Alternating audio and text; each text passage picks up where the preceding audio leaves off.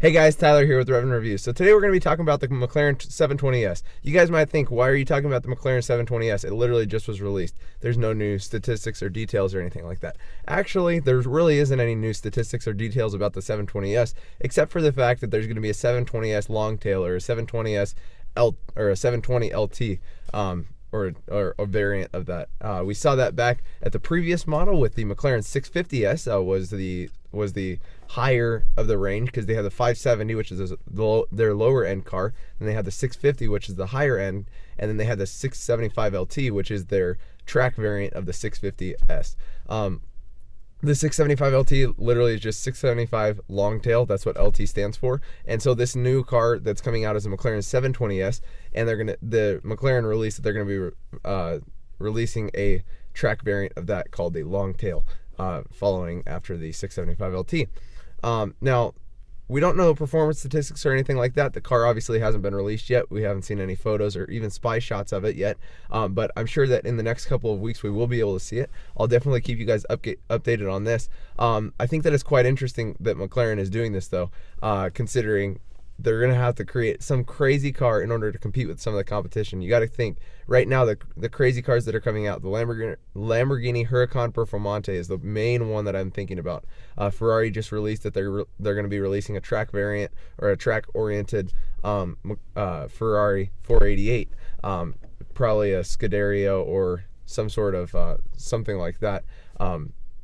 We'll definitely see coming out. I mean, they've done it with all their models as well, but McLaren's definitely going to be releasing this car for sure, and I'm quite interested to see what is going to happen with the 675 LT, if the value is going to go up, if the value is going to go down, considering that this car is just going to be so much better. I mean, the 675 LT was fast, very, very fast around the track. It had very, very accurate steering and was really a high quality car. It produced 666 horsepower to the wheel, whereas the 650S produced 641. Many of you guys are like, why should I spend an extra $200,000 or $300,000 for the car, considering appreciation and stuff like that? Why should I spend an extra, let's say, $300,000 for a 675 LT over a 650S? Well, there's a couple reasons. I mean, you're only getting a little bit over 20 horsepower extra, 25 horsepower to be exact, extra than the 650S, but that horsepower doesn't always mean stuff.